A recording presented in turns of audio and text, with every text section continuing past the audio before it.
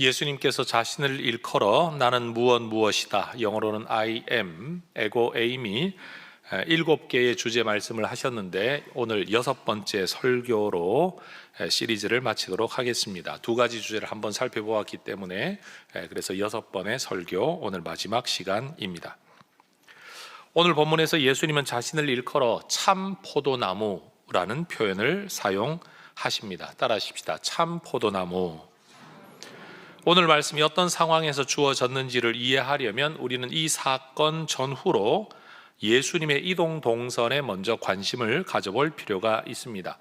유월절 절기를 지키시기 위해서 준비한 다락방에서 예수님은 제자들과 최후의 만찬을 나누셨습니다. 만찬이라고 하지만 사실 먹을 건 떡과 포도주밖에 없었습니다. 예수님께서는 그 자리에서 제자들의 발을 씻어 주셨습니다. 그리고는 깊은 심령의 괴로움 안에서 제자 중 하나가 자기를 팔아 넘길 것도 예언하셨고, 베드로가 예수님을 3번이나 부인할 것도 예언하셨습니다. 그리고 그 식사 자리에서 지난주 살펴보았던 말씀, 나는 길이요 진리요 생명이다 라는 말씀도 나누셨었습니다. 그리고는 예수님께서 14장 31절을 보면 일어나라 여기를 떠나자라고 그 만찬 자리를 떠나시게 되었다라고 14장이 마무리를 짓습니다. 그리고 어딘가에서 15장, 16장, 17장의 말씀을 하시고 18장 1절을 딱 시작하면 거기도 또 이런 구절이 나옵니다. 제자들과 함께 기드론 시내 건너편으로 나가셨다. 거기에 한 동산이 있었다. 이 동산이 어떤 동산일까요? 우리가 잘 알고 있는 바로 겟세마네 동산. 예수님이 땀을 피처럼 흘리시고 그리고 붙잡히셨던 바로 그 동산입니다. 그러면 오늘 15장 1절이 기록하고 있는 이 말씀, 나는 참 포도나무요 내 아버지는 농부다 라고 말씀하신 이 내용, 이 15장의 말씀, 16장 17장의 말씀은 예수님께서 어디에서 하셨을까요? 어떤 계기로 갑자기 예수님이 포도나무라는 말씀을 하시게 된 걸까요? 이게 우리의 질문입니다. 성경에서는 이 말씀을 하실 때 예수님이 어느 장소에 계셨는지를 구체적으로 기록하고 있지는 않습니다. 그런데 학자들은 여기에 궁금함이 굉장히 많죠. 그래서 연구를 했습니다. 보여드리는 지도에서 보시는 바와 같이 예수님께서 최후의 만찬을 나누셨던 장소, 아주 명확한 그 장소에서 겟세마네 동산이라고 일컬어지는 곳으로 이동을 하셨다고 한다면 분명 예수님의 동선은 성전을 지나쳤을 것이다 라고 모든 학자들이 이야기를 합니다.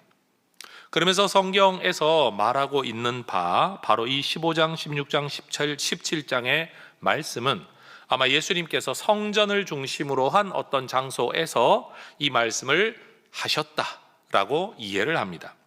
그런데 더 놀라운 건 예루살렘 성전 내부로 들어가는 문은 전체가 금으로 도금되어 있다고 합니다. 그런데 그게 그냥 평면의 문이 아니라 거기에는 사람 키 정도 되는 포도송이가 매달려 있는 포도나무 문양, 사람 키 정도 되는 포도나무 문양이 조각되어 있었다고 합니다. 그러니 예수님께서 성전을 지나치시면서 또는 성전에 들어가시면서 이 말씀을 하셨을 때 예수님은 분명 성전 문에 이 포도나무 문양을 제자들과 함께 보셨을 거라는 거죠. 이건 성경적 기록이 아닙니다. 학자들의 추측입니다. 바로 그 자리에서 예수님께서 나는 포도나무다라는 말씀을 하셨다는 거죠. 예수님께서 자신을 포도나무라고 일컫는 이 말씀은 뜬금없이 예수님이 지어낸 말씀이 아닙니다.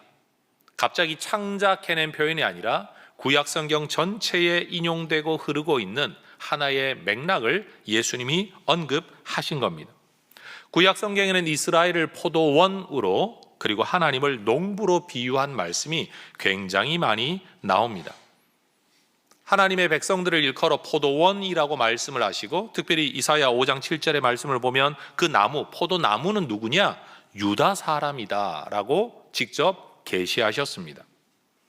결국 여러분, 하나님은 우리를 나무로 삼으셨고 우리가 모여있는 공동체를 포도원, 포도밭으로 보고 계시다는 겁니다. 그러면 우리는 이런 이해가 가능하죠. 따라하십시다. 사람 나무, 삶의 열매. 그렇습니다. 우리가 나무라고 한다면 우리의 삶에 맺혀지는 열매는 우리의 삶을 일컫는 것이다 라고 말할 수가 있을 겁니다. 심지어 출애굽 사건조차도 하나님께서는 포도나무를 이집트에서 가져다가 가나안 땅에 심었다라는 비유로 말씀을 하십니다. 농부이신 하나님은 이스라엘이라는 포도원을 정성 들여 잘 가꾸어 좋은 포도 맺기를 원하셨습니다. 그렇죠. 농사 짓는 분들 중에 나쁜 열매 맺기를 원하는 사람이 누가 있겠습니까? 근데 하나님께서도 이스라엘 백성들이라는 포도밭 안에 한 사람 한 사람의 포도나무를 통해 좋은 열매 맺기를 원하셨습니다. 이스라엘 사람들이 하나님의 백성으로 선택받았다라는 의식을 우리가 선민의식이라고 부르죠. 그런데 그들이 하나님의 백성으로 택함 받은 것은 그들만 택함 받고 나머지는 버림받았다는 뜻이 아닙니다. 하나님은 그들을 택하셨는데 그들만 택하신 게 아니라 그들을 먼저 택하셔서 그들을 통해 세상 모든 사람들이 복을 누리게 되도록 택하시기 위한 선택의 순서에 있어서의 먼저이지 유일한 선택이 아니라는 사실입니다. 그래서 이사야 49장 6절이 말하는 것처럼 한번 따라 하십시다. 나의 구원을 땅 끝까지 이르게. 이 목적을 위해 이방의 빛으로 이스라엘을 부르셨다라는 겁니다. 그러니 유대인들이 가지고 있는 선민의식이 양날의 검과 같이 위험합니다. 제대로 된 인식을 가지게 된다면 하나님이 우리를 택하셔서 해야 될 사명이 뭔가를 깨닫게 되지만 잘못 깨닫게 되면 나는 택함 받았고 너는 버림받았어. 나는 무슨 짓을 하든지 나는 구원받는 하나님의 백성이야 라는 잘못된 생각을 가질 수 있다라는 겁니다.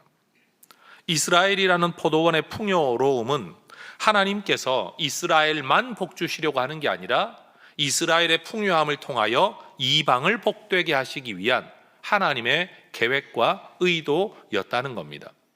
오늘 우리도 마찬가지입니다. 하나님이 나를 택하셨어 라는 이 말씀을 우리는 주의해야 됩니다. 유대인들의 잘못된 생각처럼 여러분 그렇게 흘러가면 안 됩니다. 나만 택하시고 너는 버림받았다가 아니라 나를 먼저 택하시고 부르셔서 너를 택하시고 부르시려고 일하고 계시다. 여러분 이 소명에는 사명이 따라 있다는 사실을 꼭 기억하셔야 됩니다.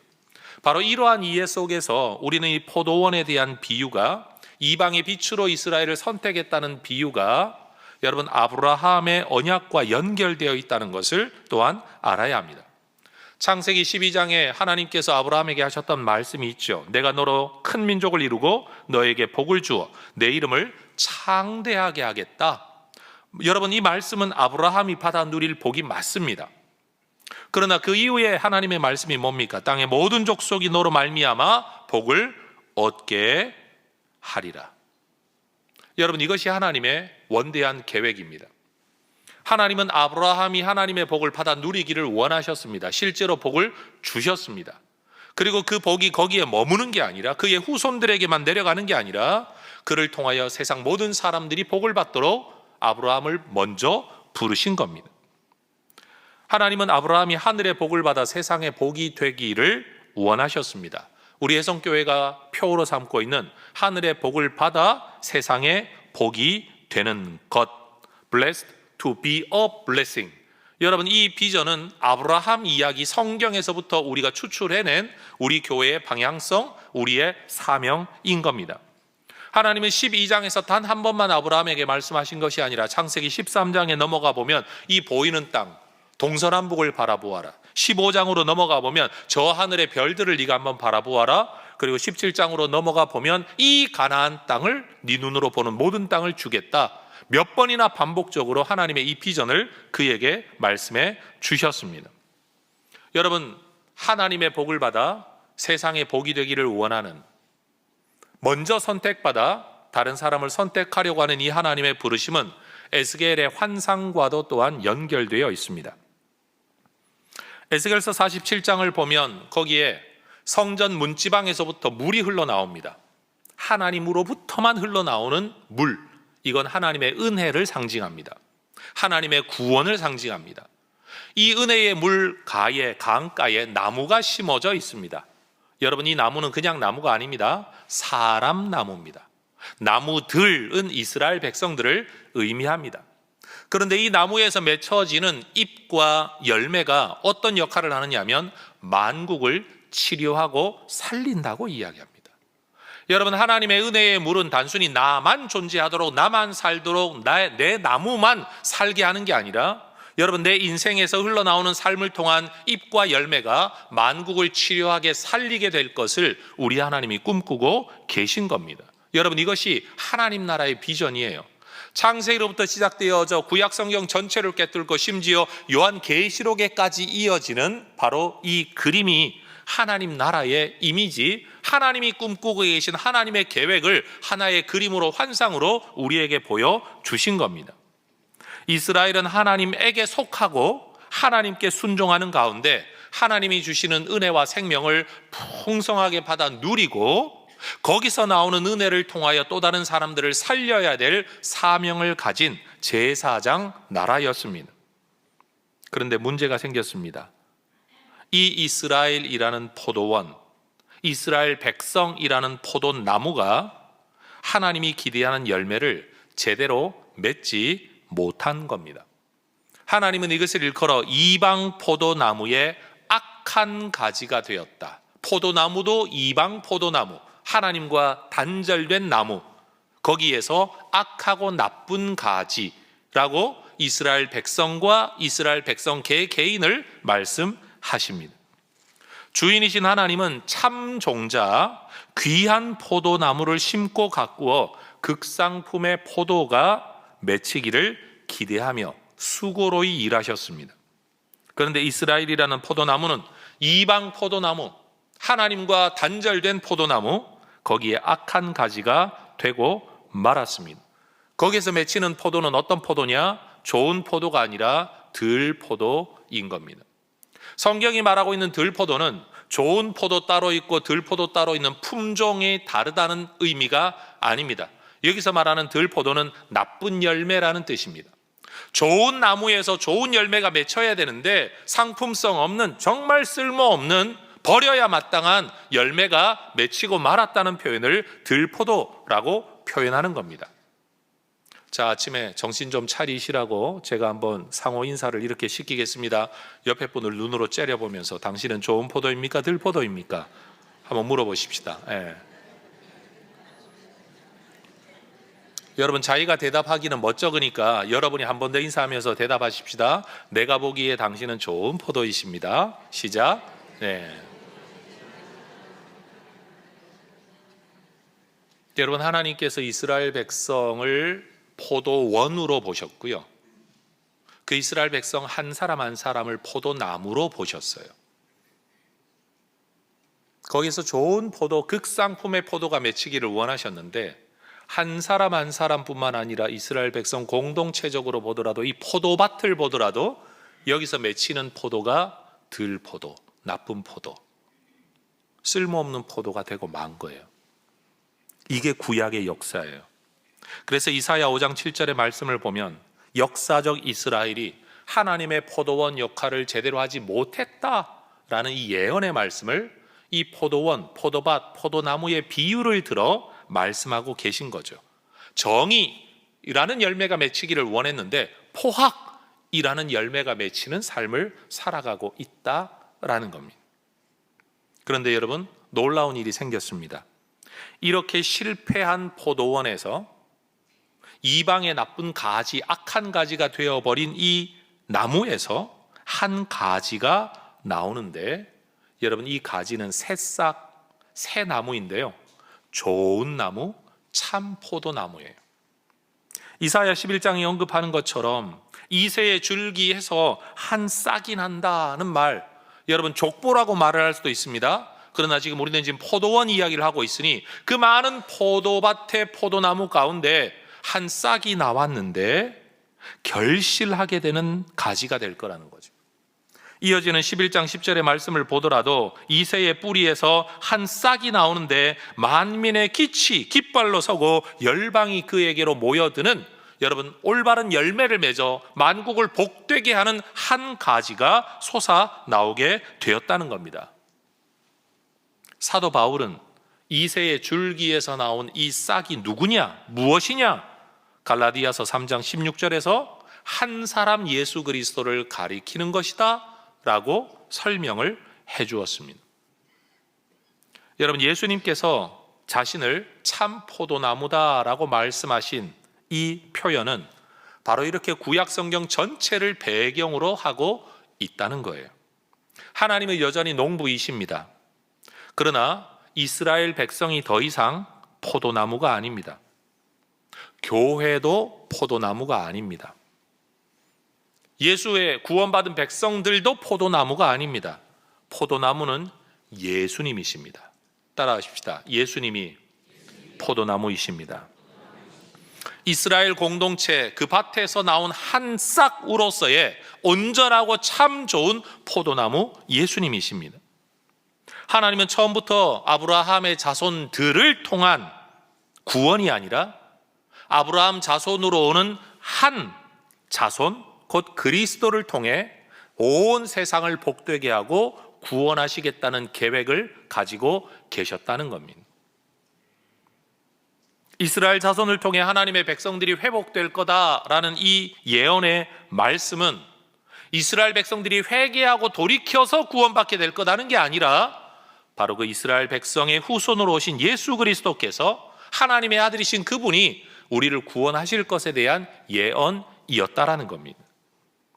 그러니 여러분, 구약 성경 따로 있고 신약 성경 따로 있는 게 아닙니다. 구약 몰라도 되고 신약만 알아야 된다, 이것도 아닙니다. 여러분, 하나님께서 얼마나 오랜 시간 동안 인간 세상 속에 한 목표, 한 계획을 가지고 일해 오셨는가를 우리는 깨달아 알아야만 하는 겁니다. 바로 이 에고에이미 시리즈를 설교한 이유도 바로 그겁니다. 표면적으로 그냥 예수님이 포도나무다라고 말씀하신 것만 우리가 받아들여도 충분합니다만 그 배경 속에 있는 성경적 이야기들을 우리가 제대로 이해할 때 예수님의 말씀의 깊이를 더 올바로 알게 되는 거죠. 예수님이 이 땅에 오신 새 포도나무가 되셨습니다. 이전의 농사 방법대로, 이전의 삶의 방법대로 살지 않으셨습니다. 옛날에 구약 성경을 보면 거기에는 구원을 받기 위한 어떤 율법의 준수를 이야기하고 있고 종교 문화와 시스템 안에서 살아가는 것을 이야기하고 있지만 예수님은 그런 방법으로 우리에게 구원을 주지 않으십니다. 오히려 자기 자신을 희생제물로, 대속의 제물로 십자가에 내어 주십니다. 그리고 스스로가 부활을 하십니다. 우리가 이 포도나무에 속하게 되는 방법은 뭐냐면 바로 그분의 죽음이 내 죽음이라는 사실을, 그분의 부활이 내 부활이라는 사실을 믿음으로써 우리는 예수님께 붙게 되죠. 속하게 되죠. 구원을 얻게 된다라는 겁니다. 오늘 읽었던 요한복음 15장 4절에서 6절의 말씀을 보면 여러분, 포도나무의 가지가 살아있어 열매를 맺으려면, 다시 열매 맺을 만큼 살아있으려면 나무에 잘 붙어 있어야 됩니다. 그런데 나무에 붙어 있다라는 이 개념을 요한은 거한다, 예수님의 말씀 내 안에 거하라, 내가 포도나무인 내 나무에 붙어 있으라 라는 말씀으로 함께 사용하고 있습니다. 따라하십시다. 거하는 것은 붙어 있는 것입니다. 다시요, 붙어 있는 것이 거하는 것입니다. 여러분, 예수님께 붙어 있는 사람들, 예수님 안에 거하는 하나님의 백성들 되시기를 축복합니다. 그런데 MBTI의 F 같은 분들은 이렇게만 표현을 해도 은혜를 받고 알아들을 텐데 T 성향을 가진 분들은 뭐가 붙어 있는 건데요? 라고 아마 질문을 하실 겁니다. 예수님께 붙어 있는 방식, 예수님 안에 거하는 방식이 도대체 뭐냐라는 거죠. 그런데 예수님의 말씀에 근거해 대답을 해보자면 요한복음 6장 56절에서 예수님이 이렇게 말씀하십니다. 내 살을 먹고 내 피를 마시는 자가 내 안에 거하는 자다.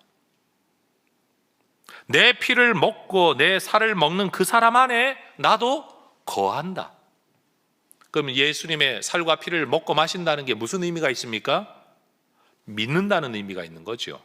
그 죽음, 그 의미를 믿는다는 겁니다. 요한복음 3장 16절이 말하는 것처럼 예수님이 하나님의 구원의 독생자라는 사실을 믿는 자가 구원을 얻는다라고 말씀하신 것처럼 우리가 구원받았다라는 이 말을 예수님이 지금 뭐라고 표현하시느냐? 내 안에 거한다, 내게 붙어있다라는 말씀으로 혼용하고 계시다라는 겁니다. 교회를 좀 다니다가 보면 논리적으로 신앙을 설명하려고 여러분 무지 애를 많이 쓰게 되고, 뭐라도 내 머릿속에 개념적으로 잡혀야 신앙이 좀 틀이 잡힐 것 같아서 성경 공부도 하게 되고, 그러다가 보면 신학적 용어들도 듣게 되는데 도무지 이해가 안 되죠. 예를 들어 장로교 교회를 다니면 꼭 듣는 말 중에 하나가 예정이라는 말을 듣게 돼요. 그러면 이 질문을 항상 제가 받게 됩니다. 예정론을 이야기할 때마다 제가 받는 질문이 이런 겁니다. 그러면 지금 예수를 믿다가 혹시 교회를 떠나거나 나중에 어떻게 되더라도 그 사람도 반드시 구원을 받게 되나요? 논리적으로 당연히 나올 수 있는 질문입니다. 그런데 여러분, 여기서 우리가 꼭 기억해야 될 게 그겁니다. 논리적으로 한번 구원받으면 절대 구원을 놓치지 않는다는 이 말을 설명하도록 마치 졸업장 받은 건 언제나 유효하다라는 것처럼 그렇게 설명되어져서는 안 된다. 예수님은 오히려 요한복음에서 뭐라고 설명하고 계시느냐? 붙어 있어라, 거해라라고 말합니다. 옛날에 믿었는데 지금은 안 믿고 있는데 구원을 받습니까? 안 받습니까? 이런 질문을 하지 말고 그 사람이 지금 포도나무에 붙어 있냐 안 붙어 있냐 이렇게 질문해야 맞다라는 거예요. 지금 포도나무에 붙어 있지 않으면 그 사람은 떨어진 나무, 부러진 나무, 여러분 잘려나간 나무이죠. 마른 가지가 될 수밖에 없는 겁니다. 죽은 겁니다. 여러분, 지금 내가 예수를 믿고 있다는 이 현재형이 매우 중요합니다.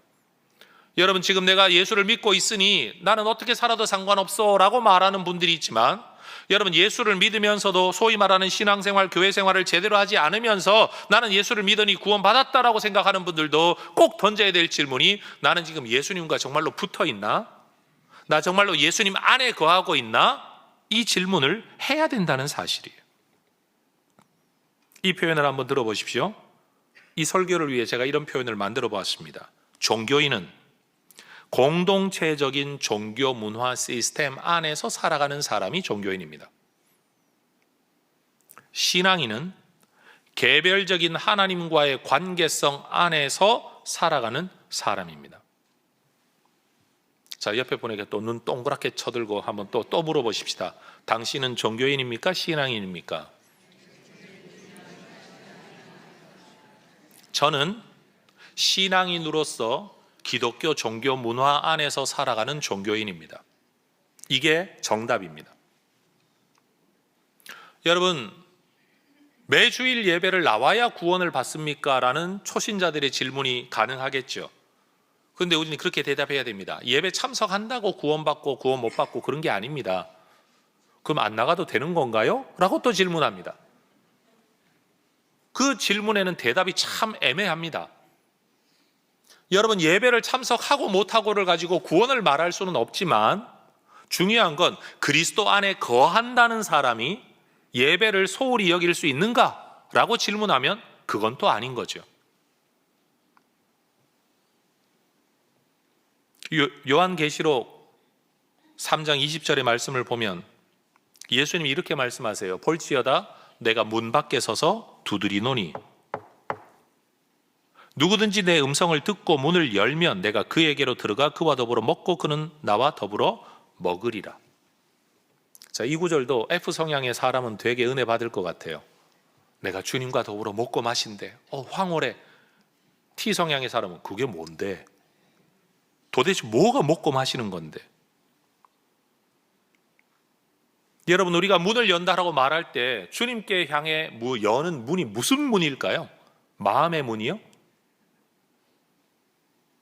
이건 마음이라고만 말할 수도 없어요. 행위가 따르지 않는 이상 먹고 마시는 게 불가능하니까요.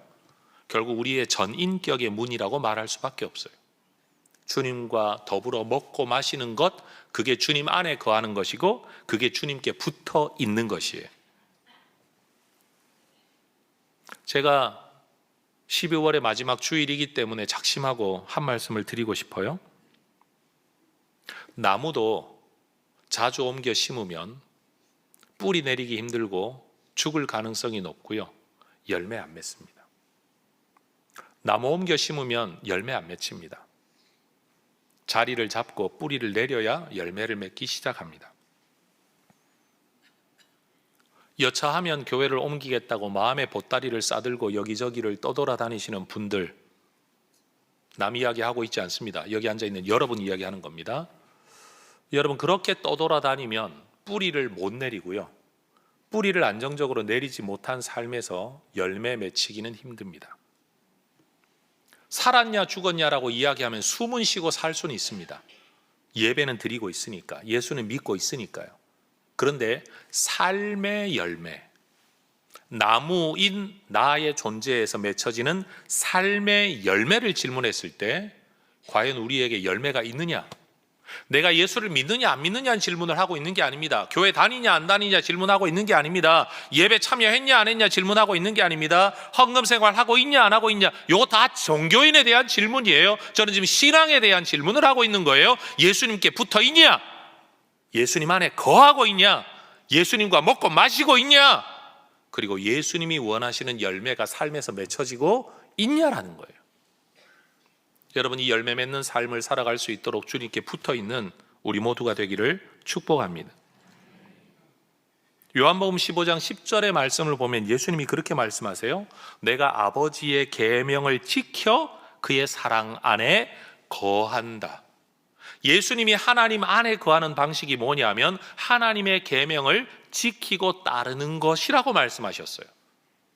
그러면서 너희도 내 계명을 지키면 내 사랑 안에 거한다고 말씀하세요. 내 안에 거하라, 내게 붙어 있으라 라는 이 말씀을 어떻게 해야 되냐라고 질문하는 우리에게 예수님이 아주 명료하게 대답하시는 거예요. 내 계명을 지키면. 여기서 말하는 계명이라는 게 명령 몇 가지를 지키는 걸 말하는 게 아닙니다. 여러분, 우리가 자녀들을 키워봐서 잘 알지만 여러분, 어떤 상황에서 엄마가 아빠가 하는 말을 애가 듣기는 합니다. 분명히 듣긴 들었어요. 따라 행하기는 했어요. 그런데 부모 입장에선 제가 지금 마음이 내켜서 하는 이게 아니라 억지로 마지못해, 정말로 죽지 못해 쫓겨나지 않으려고 저거 한 거다, 이거 아는 경우가 있습니다. 질문할게요. 여러분, 그게 계명을 지키는 겁니까? 죽기 싫어서 맞기 싫어서 용돈 받으려고 억지로 한 그것을 일컬어 네가 내 안에 거하고 내가 네 안에 거한다, 이런 표현을 쓸 수 있는 걸까요? 분명히 아닐 겁니다. 우리는 때때로 하나님의 말씀은 내 삶의 기쁨을 빼앗아가는, 종교적인 일에만 열심을 내게 만드는 강요라고 생각하는 경우가 많은 것 같아요. 근데 여러분, 하나님의 뜻은 우리의 행복에 있습니다. 우리의 풍성함에 있습니다. 요한복음 10장 10절을 제가 계속 강조하잖아요. 생명을 얻되 더 풍성히 얻게 하려는 것, 이게 우리 하나님의 뜻이에요. 이런 하나님의 뜻을 기쁨으로 받아들이고 자발적으로 받아들이고 여러분, 이것을 추구하며 살아가는 사람이 주님 안에 거하는 사람이라는 거예요. 단순히 하라고 하니까 몇 번 해야 됩니까? 언제까지 해야 됩니까? 라고 말하는 이런 방식은 주님 안에 거하는 방식이 아니라는 거예요. 횟수를 따지고 질을 따지고 양을 따지고 여러분, 이렇게 따지고 앉아 있는 것들은 여러분, 종교인의 의무를 다하기 위해 기준을 정해놓는 거지만 진짜 하나님과의 관계성을 이야기하자면 여러분, 그런 횟수로 말할 수 있는 게 아니라는 거죠. 더불어 요한복음 15장 12절에 보면 예수님은 그 계명이 무슨 계명이냐를 말씀하시죠. 내 계명을 지켜야 내 안에 거하는 거다. 그럼 도대체 그 계명이 뭐냐? 내가 너희를 사랑한 것 같이 너희도 서로 사랑하는 그 계명. 하나님을 사랑하고 이웃을 사랑하는 이 계명, 하나님이 아니면 내게 생명이 없다는 사실을 인정하고 그리스도에게 붙어 있는 것처럼, 그리스도에게 내가 붙어 있는 것처럼 저 사람도 그리스도에게 붙어 생명을 가진 사람이다라는 사실을 인정하게 되는 것, 이게 사랑의 시작입니다. 구체적인 행위로 뭘 어떻게 해야 되냐, 이거 다 행위에 대한 거예요. 이것도 종교에 대한 거예요. 실천에 대한 부분이니까 분명히 우리에게 행동으로 나타나야만 됩니다. 그러나 그게 가능하려면 뭐가 필요하냐? 그와 내가 그리스도로 말미암아 생명을 함께 나누어 받은 존재가 되었다. 여러분, 이걸 복음서의 또 다른 글로 넘어가면 지체가 되었다, 사도들의 글로 가면 지체가 되었다라는 표현을 쓰는 거예요. 어떤 분이 그렇게 질문해요. 목사님, 예수님의 이야기를 책 한 권만 쓰면 되지 뭐 그렇게 마태, 마가, 누가, 요한, 복음서, 복음서를 왜 4개씩이나 됩니까? 제가 이렇게 대답할게요. 예수님이 어떤 분인가를 MBTI의 T 성향한테도 알려야 되고 F 성향한테도 알려야 되니까 상징과 은유와 비유가 많은 요한 같은 F 성향의 사람도 예수님의 글을 쓰고 사실을 적시하기 위한 의사 출신의 누가 같은 사람, 마가 같은 사람도 써야 되고, 또 한쪽으로 구약 성경을 잘 알고 있는 유대인들에게도 예수님을 전해야 되니까 구약 성경을 엄청 인용하는 마태복음, 유대인에게 쓴 복음서도 필요하고, 이방인에게 쓴 누가 또는 마가복음 같은 어떤 글들도 필요하다라는, 모두가 이 복음을 들어야 되기 때문에 그런 거예요. 여러분, 우리가 바로 이러한 계명 안에, 사랑 안에, 상호 존중 안에, 인정 안에, 내 안에 생명이 없고 예수 안에 생명이 있고 예수에게 생명이 있기 때문에 붙어 있어야만 산다는 사실을 인정하면서 서로가 서로를 인정하고 돕고 살아가면, 요한복음 13장 35절, 너희가 이렇게 서로 사랑하면 모든 사람이 너희가 내 제자인 줄 알리라. 여러분, 제자인 줄 안다라는 표현을 15장의 이야기로 표현하면, 너희가 나무에 붙어 있다는 사실을, 너희가 죽지 않았다는 사실을, 꺾여지지 않았다는 사실을 사람들이 알게 될 거다. 여러분, 그리스도 안에 거하며 그리스도에게 붙어 있을 때 우리의 자질이나 노력 때문이 아니라 그리스도의 생명이 우리 안으로 흘러 들어와 우리에게 의의 열매, 성령의 열매, 생명의 열매가 맺히는 줄로 믿습니다. 유대인들의 착각이 우리가 선택받았어라고 말할 때 그 선택의 의미와 목적을 상실했던 것처럼, 교회 다니는 사람들이 때때로 능력, 은사, 이런 복이라는 말들을 많이 쓰는데, 여기서 착각이 뭔가 하면 능력이든 은사든 복이든 그게 내 거라고 생각하고 내게 주어졌다고 생각할 때 사람이 변질이 됩니다. 은사는 내게 주는 게 아닙니다. 은사의 주인이신 성령이 내 안에 오셔서 그 은사가 나타나게 하는 거지 내 은사가 아닙니다. 우리는 죽음의 사람들입니다. 우리에게는 죽음의 증상이 있을 뿐입니다. 여러분, 내가 살기 위해 남을 짓밟는 게 인간의 본성이에요. 그게 인간 안에 있는 열매예요. 그게 이파리였어요. 그래서 인간 삶에서 나타나는 건, 여러분, 웬만하면 나눠 먹지만 위기 때가 되면 남을 죽이고로서라도 내가 살아남는 거, 이게 생물의 법칙이고 인생의 법칙이에요. 저주받은 세상의 생물적 법칙이에요. 근데 성령이 들어오시고 그리스도 안에 거듭나게 되면 우리는 친구를 위하여 목숨을 버린다는 예수님의 말씀이 가능해집니다. 그럼 내가 변화되어야 하는 게 아니라 내 안에 성령의 생명력이 흘러 들어오기 때문에 가능한 일입니다. 은혜 받지 않으면 죄성만 드러날 뿐입니다. 은혜를 받아야 죄성을 넘어선 열매가 우리에게 맺혀질 수 있는 겁니다. 여러분, 인생이 왜 그렇게 빡빡한지 아십니까?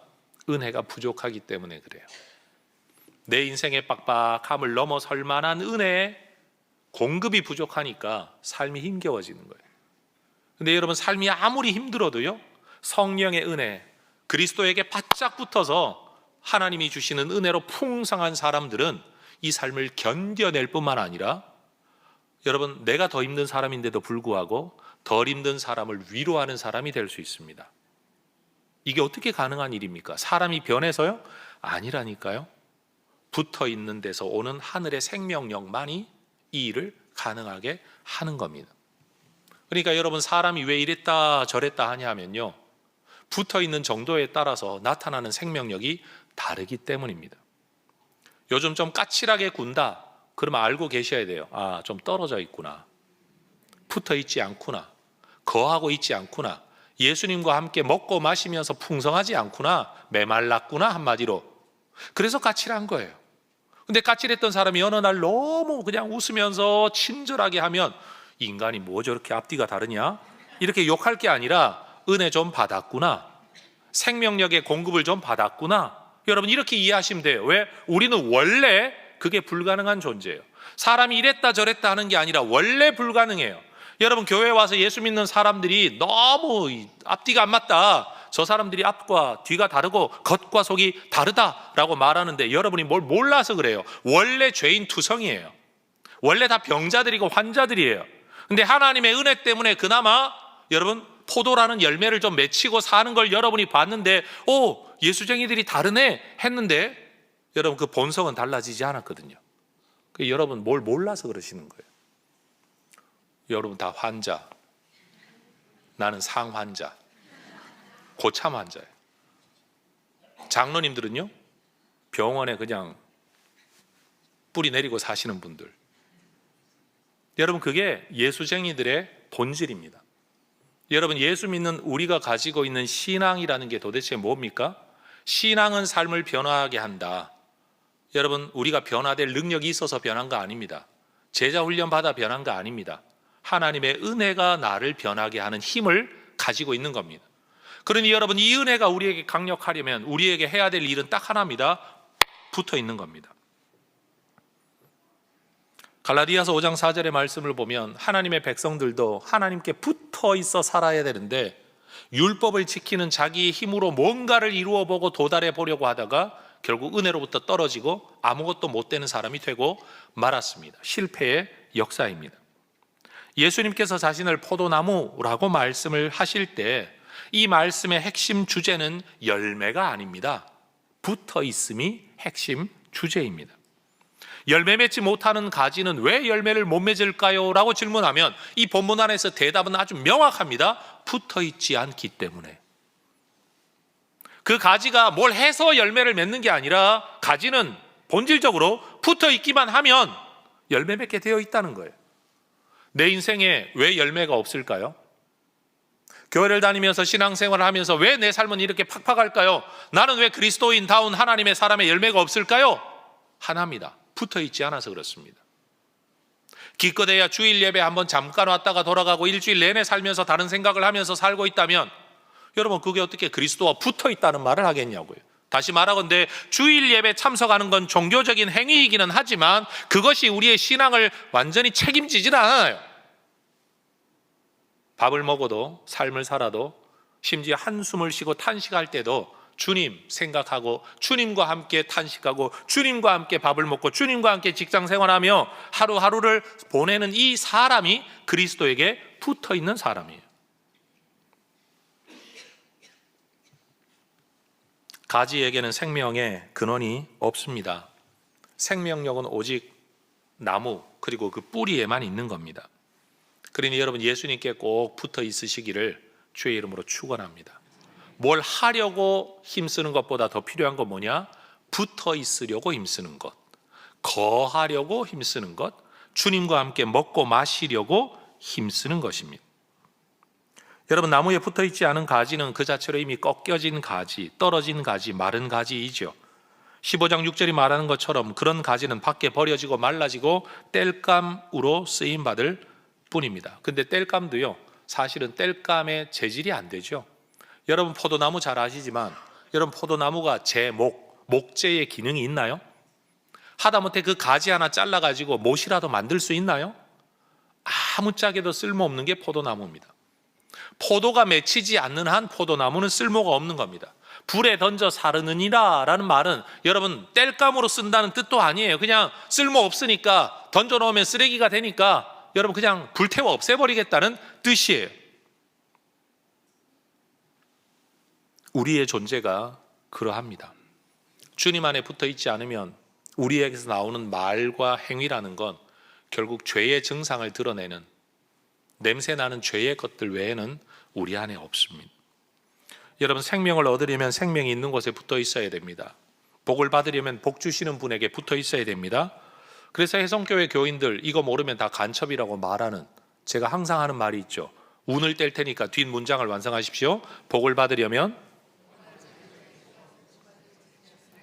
지금 웅얼거리는 분은 해성교회 교인 아닌 거예요. 진짜 해성교회는 이 문장을 다 알아요. 복을 받으려면 복받을 자리에서 복받을 짓을 해야 돼요. 복받을 자리가 어디입니까? 예수에게 붙어 있는 겁니다. 있어야 할 자리에, 있어야 할 자리에. 그리고 복받을 일이 뭡니까? 주님이 기뻐하시는 그 자리에서 주님이 기뻐하시는 그 일, 먹고 마시는 그 일을 해야 되는 거예요. 여러분, 어디가 사는 자리인지 죽는 자리인지는 분별해야 되지 않겠습니까? 어떻게 예수 믿어야 진짜 구원을 얻게 되고, 어떻게 예수 믿어야 진짜 하늘의 복을 누리게 되고, 어떻게 예수 믿는 게 주님과 동행하는 것인지는 알아야 되지 않겠습니까? 근데 여러분, 오늘날 교회 한번 갔다 왔으면 됐다, 1년에 한 번만 가도 된다, 나는 예수 믿는다, 여러분, 이 모양 저 모양으로 자기 논리에 빠져 있는 분들, 여러분, 그 모든 이야기 앞에서 예수님은 딱 한마디 하십니다. 너 내 안에 거하고 있니? 너 나에게 붙어 있니? 나를 향해 너의 삶의 모든 것들을 다 열어젖히고 나와 함께 먹고 마시고 있느냐? 이게 우리 예수님의 질문입니다. 여러분, 신앙생활은 다른 게 아닙니다. 주님과 함께 먹고 마시며 살아가는 것입니다. 여러분, 새해에는 더 많은 누림과 교제가 주님과 함께 있어지기를 축복합니다. 그리스도 안에 거하시고 그리스도와 교제하시고 그리스도의 영의 충만함을 받으시고 그리스도의 말씀에 순종하시고 그리스도의 길을 따르시면서, 여러분, 저는 지금 종교적인 열심을 내라고 지금 말하고 있는 게 아닙니다. 주님 안에서 주님과 함께 주님의 삶을 공유하면서 여러분, 이것을 기쁨과 행복으로 여기는 하나님의 사람들 되실 수 있기를 축복합니다. 우리는 하늘의 복을 받아 세상의 복이 되어야 할 사람들. 여러분, 이건 하나님이 아브라함의 후손인 유대 백성들에게, 선민들에게 주셨던 약속, 에스겔의 환상, 이사야의 예언, 심지어 요한계시록에까지 이르는 우리 하나님의 뜻입니다. 여러분, 우리 모두가 이 삶을 멋지게 살아낼 수 있기를 축복합니다. 여러분, 정말로 붙어 있으십시오. 붙었다 떨어졌다 자꾸 그러지 말고 제발 꼭 좀 붙어 계십시오. 종교로 이해를 하고 종교 활동에 열심과 열심 없음으로 자꾸 열정이라는 말로 자꾸 하지 말고 이건 생존의 문제입니다. 주님께 꼭 붙어 사시기를 축복합니다. 옆에 분에게 인사하십시다. 주님께 꼭 붙어 있으십시다. 기도하겠습니다.